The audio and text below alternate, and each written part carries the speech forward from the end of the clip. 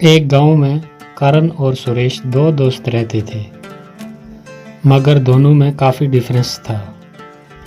करण जहां एकदम गोरा और चालाक भी था और ऊपर से अमीर भी था, वहीं सुरेश एकदम काला कलोटा और ऊपर से सीधा साधा और हालात में गरीब भी बना दिया था।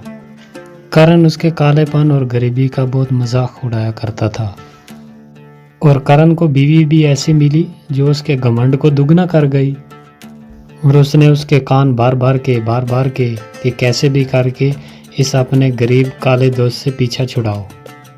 खुद तो एक अच्छे खासे मकान में रहते थे, वहीं सुरेश एक छोटे से मकान में अपनी पत्नी के साथ खुश रहने की कोशिश कर रहा था, लेकिन उसकी बीवी उसे खुश नहीं रहने देती थी। वो उसे गरीबी के ताने मार मार के हर दिन उसे अंदर से खोखला ही कर दिया था।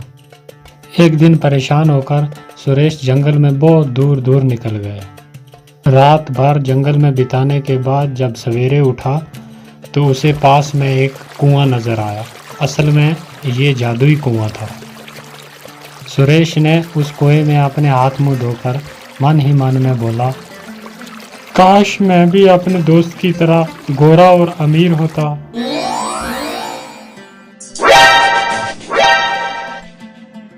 लगता है इन गांव वालों को पता चल गया कि मैं रात भर घर पर नहीं था, तभी ये ऐसे मुझे घूर घूर कर देख रहे।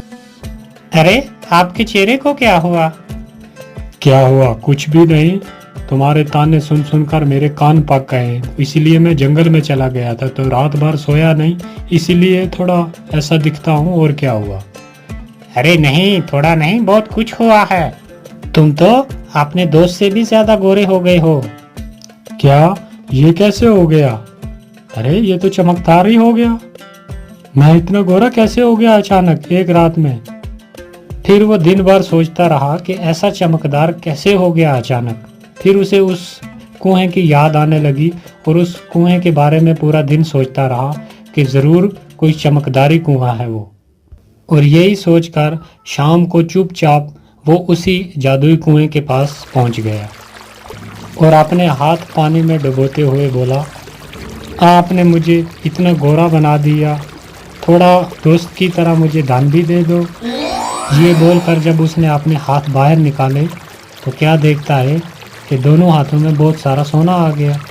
फिर वो ये बात जाकर अपनी पत्नी को जब बोलता है तो वो यकीन ही नहीं करती, लेकिन उसके हाथों में इतना सोना देखकर उसे भी यकीन करने पर मजबूर होना पड़ा। फिर भी वो सुरेश से कहती है, सुरेश, जो मेरी शादी पे कंगन दिए थे वो कंगन कहीं खो गए हैं, तो तुम उस जादुई नदी में जाकर कहो ना, हो सकता है वो कंगन मिल जाएं।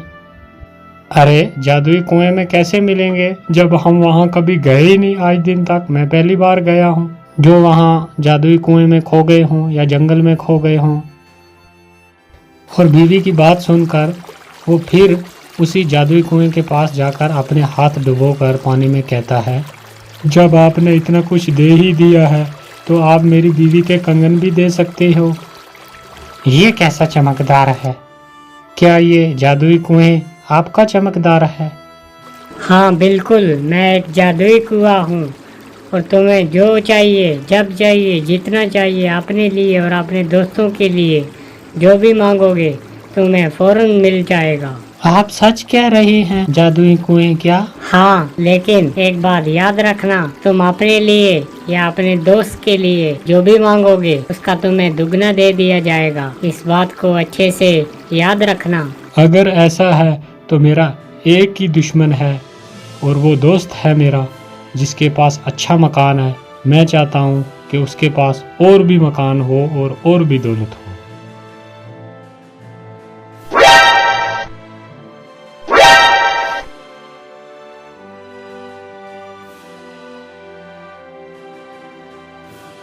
इतनी बड़ी उपलब्धि, इतना गोरा रंग और ये बड़ा मकान इसके पास आया कहाँ से? यहाँ दिल का अच्छा और बोला सुरेश उस जादुई कुएं के सहारे मजबूर और बेबस लोगों की मदद करने में लग जाता है।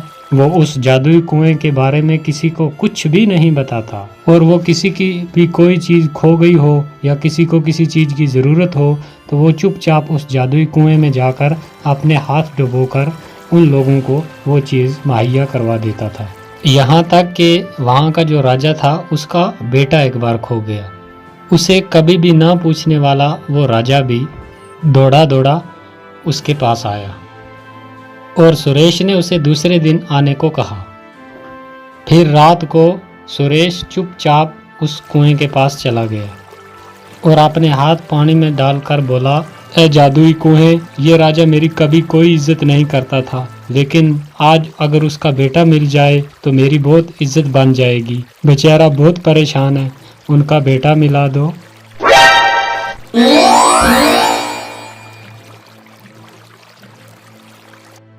राजा का बेटा मिलने के बाद तो फखर से सुरेश की छाती चौड़ी हो जाती है और उसके चर्चे पूरे गांव में फैल जाते हैं।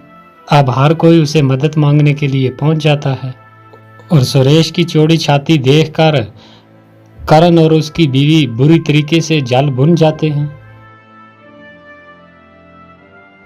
फिर एक दिन एक गांव के किसान की एक बकरी खो गई और वो बकरी किसान के बेटे को बहुत ज़्यादा प्यारी थी, जिसके दुख में वो बहुत बीमार पड़ जाता है। फिर दूसरे दिन वो किसान आता है सुरेश के पास और बोलता है कि मेरी बकरी खो गई है, जिसकी वजह से मेरा बेटा बीमार पड़ गया है, आप मेरी मदद कर दीजिए, मेरी वो बकरी ढूंढ कर ला दीजिए, जिसकी वजह से मेरा बेटा बच जाएगा। और सुरेश उसकी ये बात सुनकर उसे हौसला देता है कि आप फिक्र मत करें, कल सुबह आपकी बकरी आपके पास पहुंच जाएगी।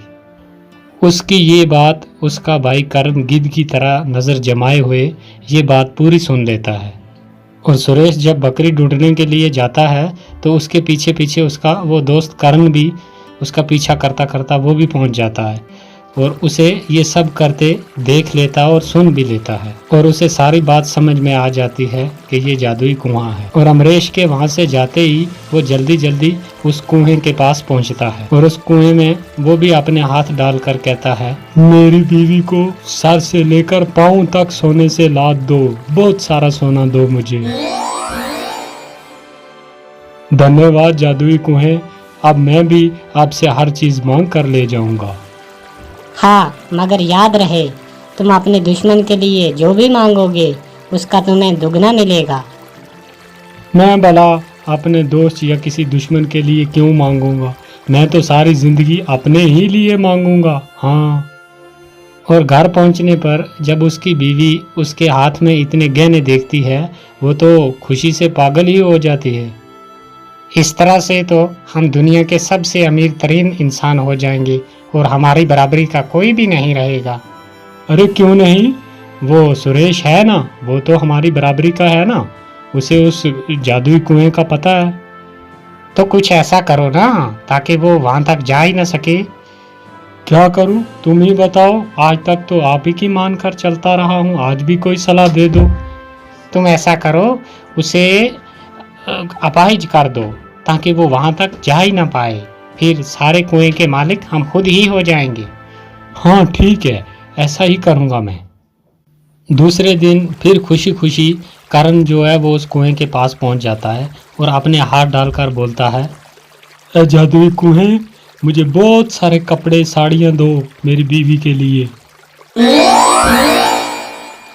ए जादुई कुएं, मैं चाहता हूँ कि मैं ही आपके पास आऊँ, इसलिए मेरे दोस्त सुरेश को अधमरा कर दो ताकि वो यहाँ तक पहुँच ही न सके। तुमने बहुत बड़ी गलती कर दी करण। मैंने पहले के दिन आपको बोला था कि तुम अपने दोस्त या दुश्मन के लिए जो भी मांगोगे उसका तुम्हें दुगना मिलेगा, और तुमने मांगा कि मेरे दोस्त को अधमरा कर दो, इसलिए तुम पूरे ही मारे जाओगे। अरे नहीं नहीं, गलती हो गई मुझसे, गलती। लालच में करण को कुएं की बात याद ही नहीं रही और उसने लालच में आकर अपनी जान से हाथ धोने पड़े। तो दोस्तों, इस कहानी से हमें ये सीख मिलती है कि अगर तुम्हें किसी चीज़ से कुछ मिलने लग जाए तो उसकी कही हुई बात और उसके रूल जो है वो कभी ना भूले, वरना अपनी जान से भी हाथ धोना पड़ सकता है। तो ये थी दोस्तों आज की कहानी। तो आपसे रिक्वेस्ट है कि चैनल को सब्सक्राइब कर दें और वीडियो को जाते टाइम लाइक कर दिया करें ताकि हम दूसरी वीडियो आपके लिए जल्द अपलोड कर सकें।